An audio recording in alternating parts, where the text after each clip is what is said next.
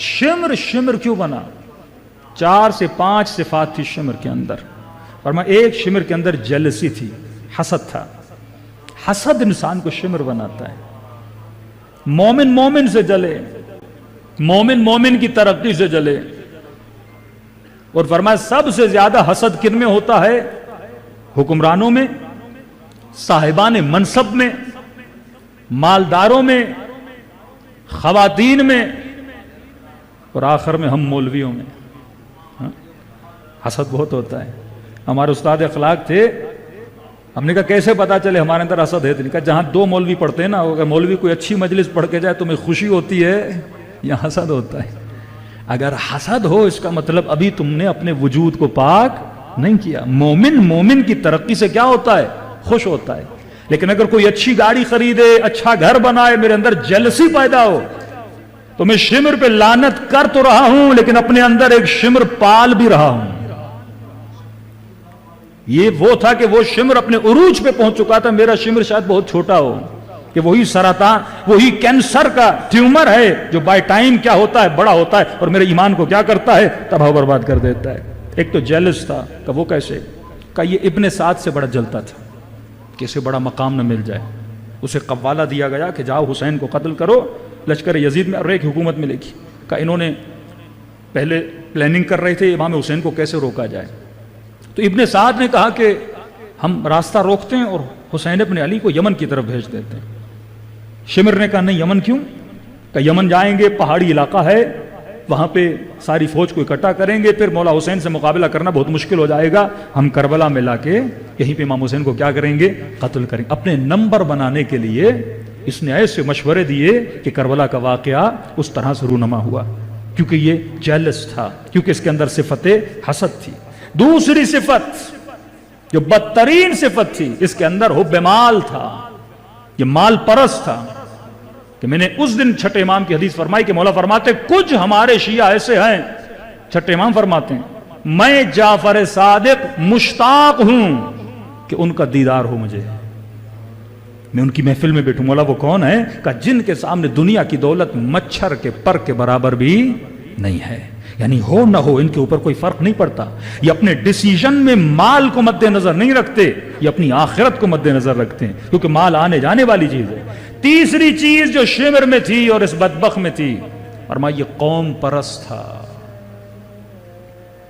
قوم پرستی انسان کو شیطان بنا دیتی ہے کہ میں خود کو افضل سمجھوں اپنی قوم کی وجہ سے، کہ میں سید ہوں اسی لیے میں افضل ہوں، ہاں میں پٹھان ہوں اسی لیے میں افضل ہوں، میں ہزارہ ہوں اسی لیے میں افضل ہوں. قرآن کہتا ہے ان اکرمکم عند اللہ اتقاکم. یہ تمہارا رنگ، یہ قبیلے، یہ نسلیں، یہ چہرے، یہ قد، یہ سب کچھ اللہ نے بنایا ہے. اور خدا جو بناتا ہے اچھا بناتا ہے. افضلیت قد میں، رنگ میں، قبیلے میں نہیں ہے. افضلیت یہ ہے کہ کون کتنی اللہ کی اطاعت کرتا ہے، کس کی وجود میں کتنا خوف پروردگار عالم ہے. اور قوم پرستی کی بنیاد پہ اس نے حضرت عباس کو خط لکھا تھا. ایک طرف دشمن حسین ابن علی ہے، حضرت عباس کو اس نے خط لکھا کیونکہ آپ کا تعلق میرے قبیلے سے ہے، تو جسے امان نامہ بولتے ہیں نا، میں آپ کو امان نامہ بھیجتا ہوں. کہتے ہیں حضرت عباس کو اتنا جلال آیا تھا کہ تو کیا سمجھتا ہے کہ عباس بھی تیری طرح قوم پرست ہے. بھائیوں کو بٹھایا تھا حضرت عباس میں، سب سے وعدہ لیا تھا، فرمایا جب تک ہم زندہ ہیں حسین تک کسی کی انگلی بھی نہیں اٹھنی چاہیے. ہم کنیز زادے ہیں، یہ فاطمہ زہرا کا لال ہے. اور جس معاشرے میں قوم پرستی کو بڑھایا جائے، ملک قومیں تباہ ہو جاتی ہیں. بنگلہ دیش کیوں بنا؟ قوم پرستی کی بنیاد پہ. یہ قتل و غارت، کراچی میں بم دھماکہ ہوا، خاتون نے خود کو اڑا دیا، پڑھی لکھی خاتون، professor, P H D holder, شوہر ڈاکٹر، لیکن کیونکہ قوم پرستی انسان کو کیا بنا دیتی ہے؟ جاہل بنا دیتی. اسی طرح فرقہ پرستی، مذہب پرستی، کیونکہ میں شیعہ ہوں تو میں سب سے افضل ہوں، کیونکہ میں سنی ہوں میں سب سے افضل ہوں، کیونکہ میں فلاں پیر و مرشد کا ماننے والا ہوں میرا پیر سب سے افضل ہے. تنظیم پرستی، شخصیت پرستی، لیڈر پرستی، یہ انسان کو تباہ و برباد کر دیتی ہے. اگر کسی پر ہمارا ایمان کامل ہے وہ 14 کا نور ہے، جن کے وجود میں ذرہ برابر غلطی کا امکان نہیں ہے۔ باقی دنیا میں جتنے وجود ہیں یہ وجود غلطی کر سکتے ہیں۔ تو جہاں یہ صفت انسان کے وجود میں آ جائے، اور جن جن نوجوانوں کو قوم پرست بنایا گیا وہ سارے کمیونسٹ بن گئے۔ تو قوم پرست پھر خدا پرست نہیں بن سکتا، قوم پرست پھر امام علی کا ماننے والا نہیں ہو سکتا، قوم پرست پھر اللہ کے حقوق کو ادا نہیں کر سکتا، پھر اس میں نسلی اختلاف پیدا ہوتا ہے اور دنیا کے دشمن بن جاتے ہیں۔ اہل بیت کی زندگی کو دیکھیں، اگر قوم پرستی بنیاد ہوتی تو اہل بیت کے جتنے امام تھے وہ ساری شادیاں سیدوں سے کرتے۔ مولا علی کی شادی جناب فاطمہ سے ہوئی، ایک نسل چلنی تھی۔ مولا حسن و حسین کی شادی ایرانی نسلی جناب بی بی شہربانو سے ہوئی۔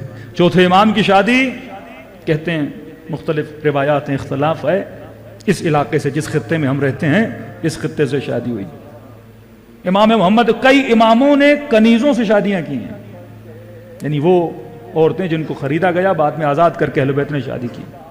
11ویں امام کی شادی رومن سے ایک خاتون کو بلایا جاتا ہے۔ تو یہ بھی ایک قوم پرستی کا عنصر ہے کہ ہم قوم سے باہر شادیاں نہ کریں، کہ میں خود کو باؤنڈ رکھوں اپنی قوم کے اندر۔ اہل بیت فرماتے نہیں، اگر قوم پرستی کو ختم کرنا ہے تو تمہیں دوسری قوموں میں کیا ہونا ہے؟ انوالو ہونا ہے۔ رشتہ جب آئے تو یہ نہ دیکھو یہ کس قوم سے ہے، یہ دیکھو صاحب ایمان بھی ہے کہ نہیں ہے، اس کے وجود میں اخلاق علی بن ابی طالب ہے کہ نہیں ہے، اس کے وجود میں اخلاق سیدہ زینب سلام اللہ علیہا ہے کہ نہیں۔ محبتیں کیسے بڑھیں گی؟ جب ہم بھولیں گے، ملیں گے۔ تو یہی اہل بیت کا وتیرہ تھا، یہی رسول خدا کا وتیرہ تھا، یہی مولا علی کا وتیرہ تھا، اور تبھی اہل بیت نے اپنی محبت کو بڑھایا۔ آج ایرانی کہتے ہیں نا فخر سے کہ امام حسین کی مثلا زوجہ بی بی شہربانو کون تھی؟ ایک قوم کا ایک اثر تو پڑتا ہے نا، آدمی کے اندر کیا پیدا ہوتا ہے؟ کھچاؤ پیدا ہوتا ہے۔ بھئی فلاں قوم کا شخص ہمارا داماد ہے، کھچاؤ پیدا ہوتا ہے، محبتیں پیدا ہوتی ہیں، اور اٹھنا بیٹھنا ہوتا ہے۔ اس سے مختلف ثقافتیں ملتی ہیں، آپس میں اٹھنا بیٹھنا ملتا ہے، اور آپس میں محبتیں گھل جاتی ہیں۔ اور علی والوں کے لیے اگر محبت اور رشتے کا معیار ہے وہ ولایت علی بن ابی طالب ہے۔ صلوات پڑھے محمد و آل محمد۔